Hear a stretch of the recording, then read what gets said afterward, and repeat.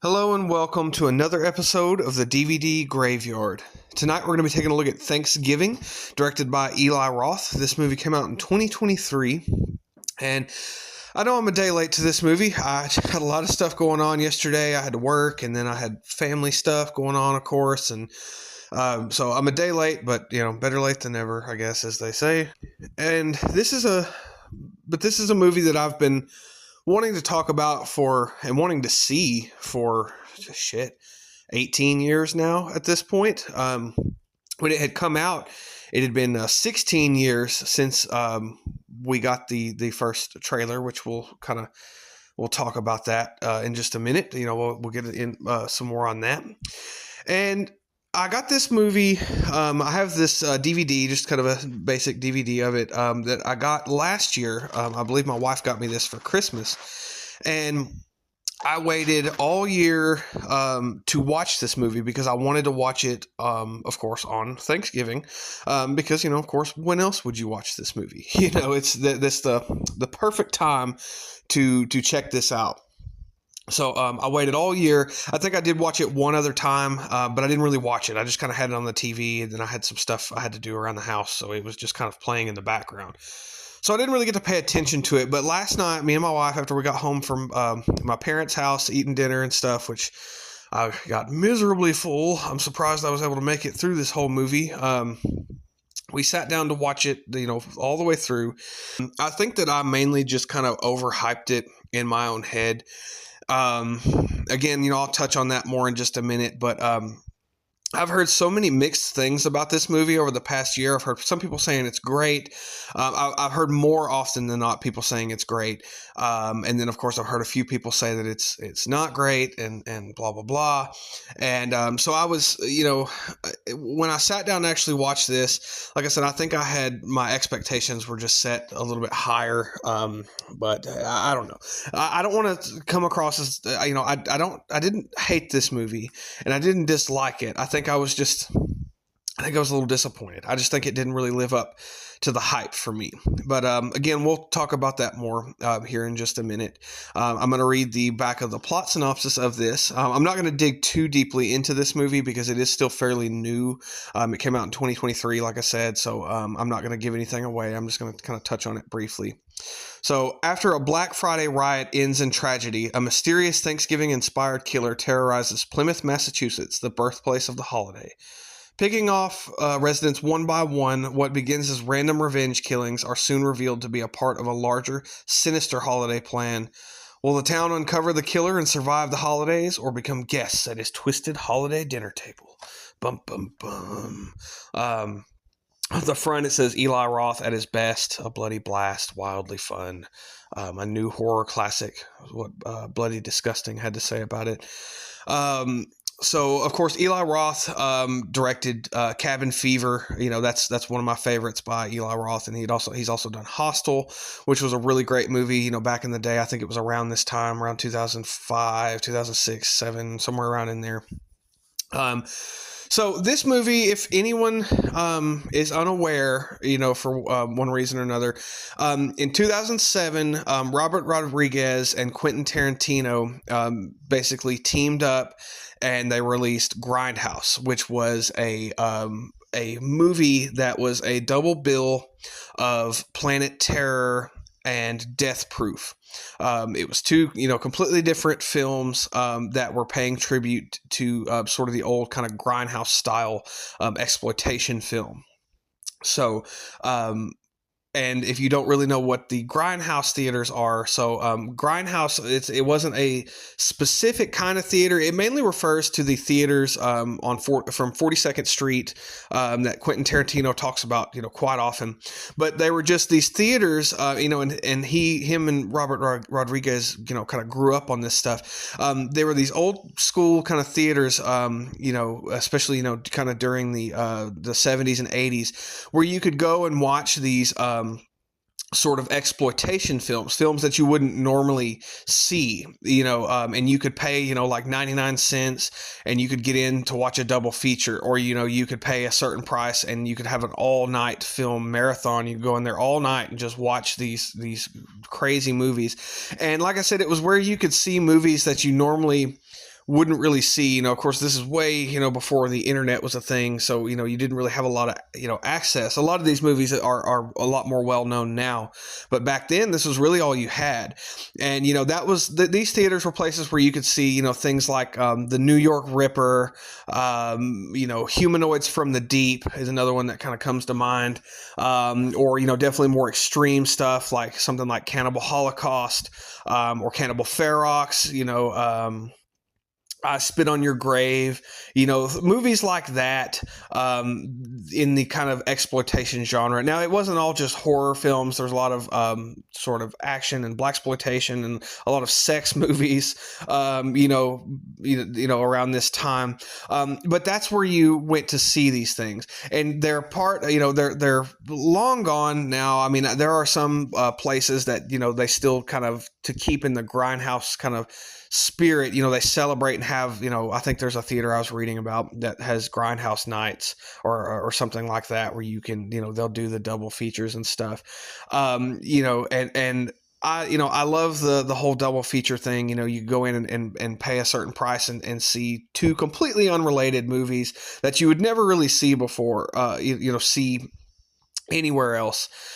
So that's kind of what Grindhouse was. And of course it's become a lot more popular now in the past few years. Of course you have Grindhouse Releasing, which has released several great films. Cannibal Holocaust is one of those that I mentioned that they've released, and Cannibal Ferox. They've released both of those.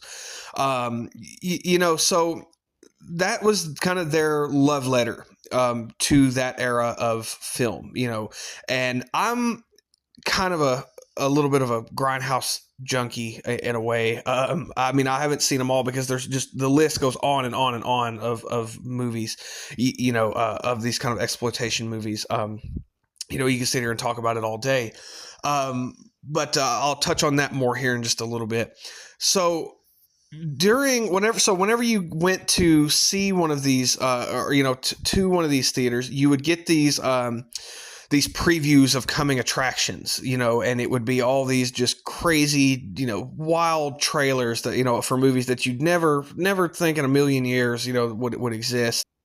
During Grindhouse, they filmed a lot of faux trailers for movies that didn't exist. Hobo with a Shotgun, is one that comes to mind.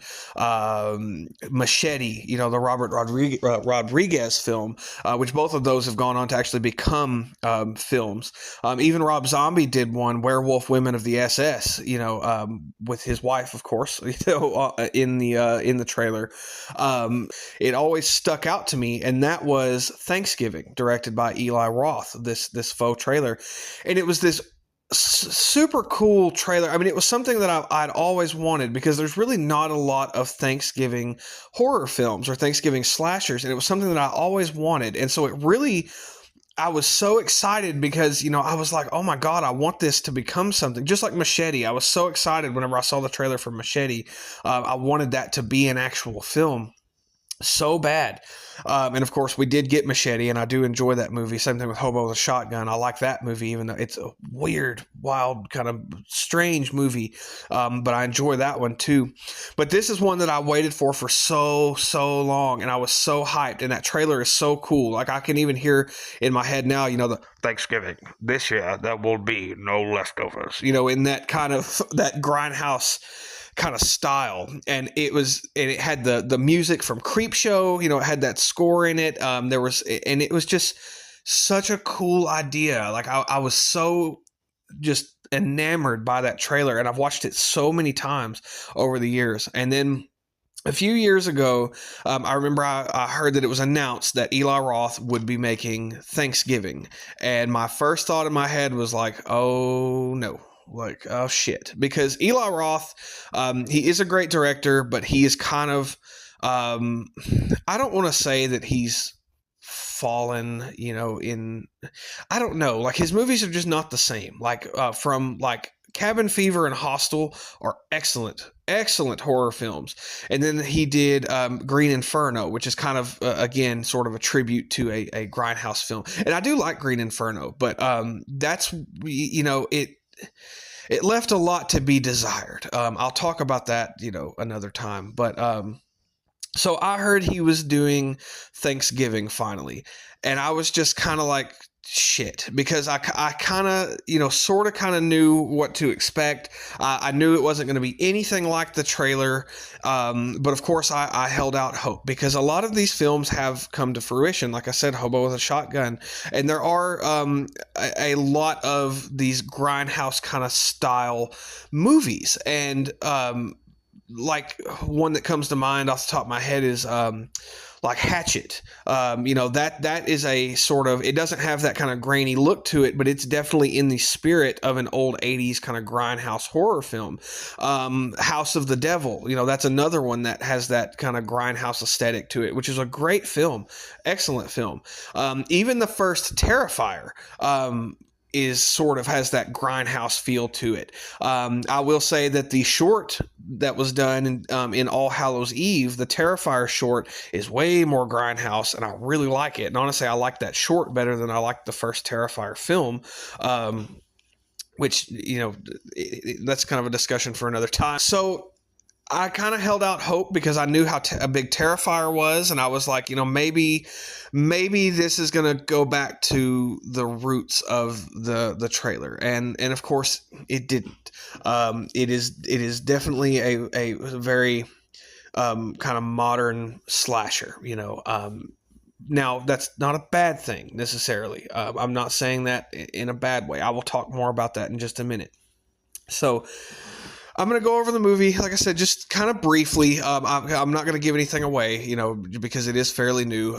We do have a really good cast in this movie. We get Patrick Dempsey, which, of course, I think he's most famous probably from Grey's Anatomy. That's where I knew him from. And of course, Nell Verlaque, I think is how you say her name. She plays kind of our main girl, Jessica. And then Gina Gershon is in this movie. Rick Hoffman is in this movie.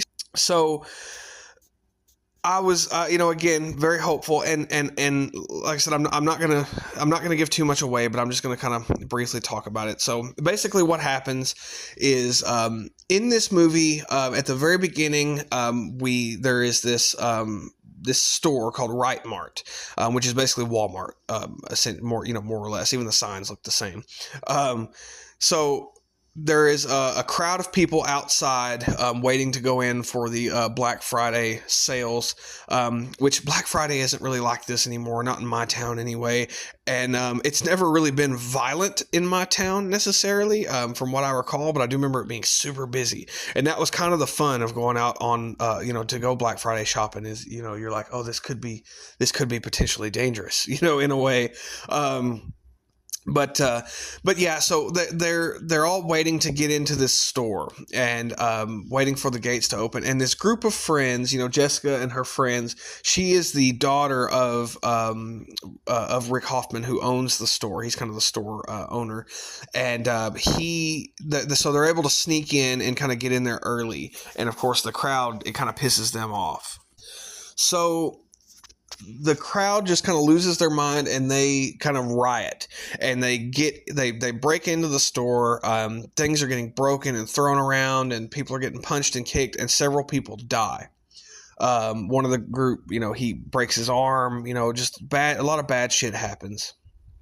And then, of course, we get kind of the main title card, which I like that it still has that look to it, that kind of grindhouse sort of look, and it has that original font that they used for the trailer. I like that they did that. So we fast forward a year later. It's Thanksgiving again, and Black Friday is coming up, and everybody, Black Friday is kind of just looming, kind of in the background, and there's people protesting, that the store should shut down, and for the holiday, and all this, and basically we kind of see our killer, and he kind of methodically starts to sort of pick people off one by one around this town, in these kind of revenge killings. And he's like messaging the people on like Instagram or Twitter or something like that, tagging them and stuff, and tagging them in the murders. And we get some really brutal kills and interesting kills in this, which I'll talk again. I'm going to touch on that a little bit more. It's sort of a whodunit sort of mystery, sort of in the vein of like a giallo film. kind of thing is kind of what we got going on. I will say that for me and my wife, we kind of picked out the killer pretty quickly in this movie. We didn't really say it to each other, but I remember we at the end of the whenever it is revealed, we were like, did you know that's who it was? And she was like, yeah. And I was like, that's exactly who I thought it was too. So we picked it out pretty quick. Again, I'm not gonna say who it is. Not gonna reveal that. Not gonna give it away. But yeah, and then it just kind of boils over, and the killer is like live streaming, the kills and everything else, and that's kind of the plot. I mean that's kind of what happens in this movie. So. I'll start by saying that the cast in this movie is really great. Like I said, they're all doing a really good job. No, nobody's just terrible. Some of the teenagers, they're not the greatest actors in the world, but I mean they're doing just fine. I like the kind of adult cast. Patrick Dempsey is great in this movie. I really like his character. He does a great job. I love the fall vibe that this movie has. Just that kind of that Thanksgiving Day kind of vibe of and this town. I really like everything that's going on around it. It's just a really pretty, beautiful place. And that I really enjoy kind of visiting with these people. I like, and they have the Thanksgiving Day parade. Everybody's kind of getting ready for it. And we're kind of hearing talks about, they need to shut the store down. They need to shut this down before, you get the protesters and like I said, it is a murder mystery. There are tons and tons of red herrings in this movie, and a lot of people that have a very believable motive in this movie. And, so it could really be anybody. And that kind of even plays into the fact, like, there's this restaurant that is giving away these masks, these John Carver masks, which is the guy who like founded this town. And so it really could be anybody. Anybody could have this mask, and that's another thing I'll say too. I was going to segue off of that. I like the look of the killer. They still use that kind of pilgrim design from the original trailer, except of course he has this mask now. He looks a little bit different, but I like that they kept that. They kind of kept the design of the killer. I like the look of the mask. It looks really cool. I think I prefer it a little bit more kind of towards the end. It gets a little bit burnt and melted looking, sort of. I think that looks a lot cooler personally, but that's just me. So I like that. We get some really nice kills in this movie. I like, there's a lot of very creative kills, and I like that a lot of the kills from the trailer, that original trailer, were done in this movie. Now, there were, some of them might have been slightly different, but of course, you get the guy in the turkey suit, in the Thanksgiving Day parade. That death is a little bit different, but I mean, again, it is from the trailer, or like girl on the trampoline, in the gym. That's a little bit different, but overall it came from that trailer. The part where the woman gets baked like a turkey and is put on the table, that's kind of that still is in the movie, and I still remember that was kind of the standout thing from that trailer. Like, I remember that being so grotesque, and I remember that just always stuck with me, and I was like, oh my god. Like, and it even still in the movie, it still genuinely kind of made me sick to my stomach when that part happens, when the lady gets baked in the oven and then he takes the sheet off of her and she's all folded up like a turkey. Ugh, that part. Even in this movie, I was like, I'm really glad they kept that, because again, it doesn't look as grotesque as it did in the trailer, but it's still very, very nasty. So I'm glad that was kept in there. So that's a lot of the things I enjoyed about this. It's a very fun movie. It's very goofy. You get some creative, like I said, some creative kills in this. So it's a good time. I do enjoy it. Now, I'm going to talk about some of the things I did not like about this movie.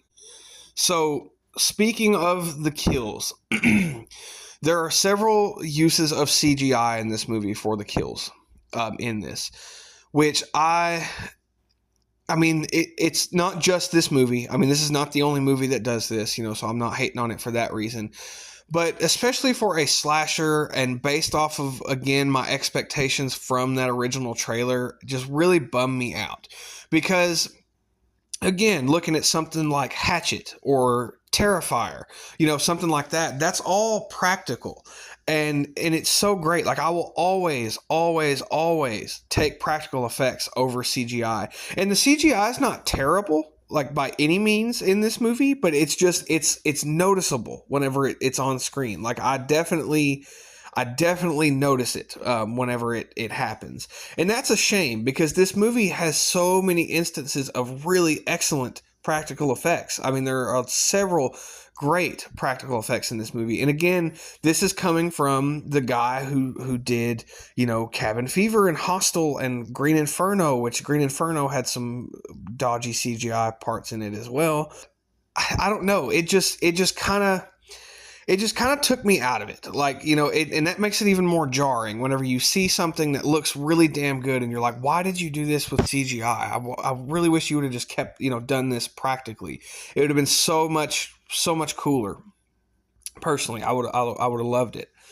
Other thing I did not care for about this movie is it felt too modern, with the whole live streaming. And I mean, I know that that's just the world we live in. I probably would have, I wish this movie would have been set, not even in the 80s, set it, maybe in the 90s or even the early 2000s, because it felt, again, too modern for me. The killer is live streaming all this stuff, and he's tagging them on Twitter, in the other stuff. It had a very, I don't know what the word is for it.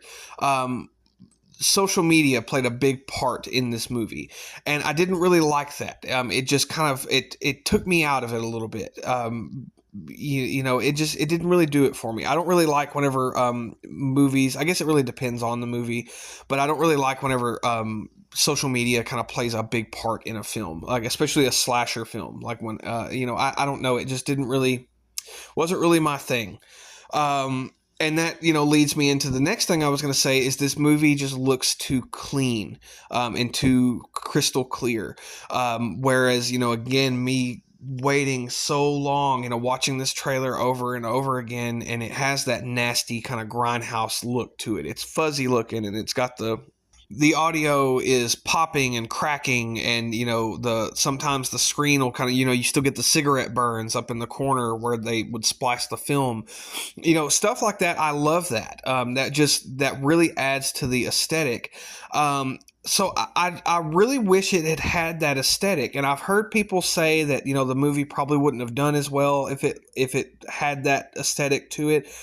But I kind of call bullshit on that, because, again, Terrifier is huge now, and that first short film is exactly like that. Even the first Terrifier film is a lot like that. It's not to the extent of something like this or like Death Proof or Planet Terror. It doesn't have that, but it is very sort of a low res kind of looking movie, and I really wish they had done that with this, because it just makes it feel much more of an 80s kind of slasher film to me. It's just something that I really enjoy, and that I really wish had been put forth. They had put forth the effort for that in this movie. And like I said, it just feels too clean. Some parts of it to me started to kind of feel a little bit like a modern slasher. And when I say that, I'm not comparing it to something like Terrifier. I'm comparing it to something like the newer Scream movies, or like Heart Eyes, is another one that comes to mind. Now, having said that, this is way better than any of the modern Scream films or the Heart Eyes movie. So this was definitely better than those, but I just wish it had that gritty grindhouse style to it. That would have, done a lot, been a lot more pleasing to me. And again, I think that's just maybe me overhyping it from seeing that trailer so many times and expecting that out of it, and that was where I was kind of disappointed with the movie. I wish they had leaned more into that, because again, I'm a big fan of these old school kind of grindhouse, gritty looking, nasty kind of movies.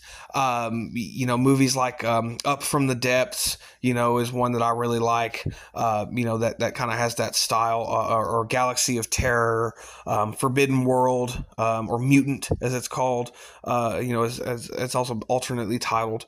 Movies with that kind of cheesy, gritty kind of aesthetic. And that's another thing too, is the acting. Like I said, the actors do a really good job in this movie, but that's kind of part of the experience. Like even in that trailer, a lot of the actors are not acting the best. They're kind of overacting, and they're, just, it has that old school feel. Like when you watch the Thanksgiving trailer, the original faux trailer, it really felt like an old 80s horror film. You've really felt like you were watching that, and it was just like a love letter to that. And it's just a shame that this movie was not built more off of that aesthetic. That's really my kind of the main kind of issue I had with it. So other than that, I'm not gonna just shit on this movie. I don't want anybody to think that I dislike this movie and that I just hate this movie, because I don't. It's fun. I did enjoy myself watching it. It is definitely going to be a Thanksgiving staple in my house.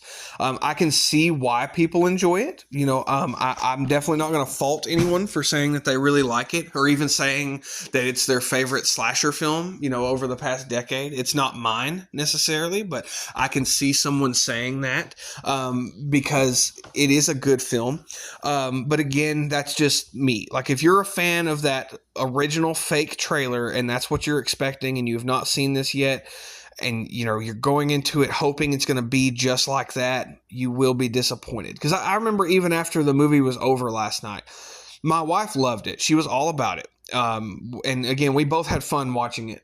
But after it was over, she asked what I thought about it, and I told her, I said, honestly, I prefer the trailer.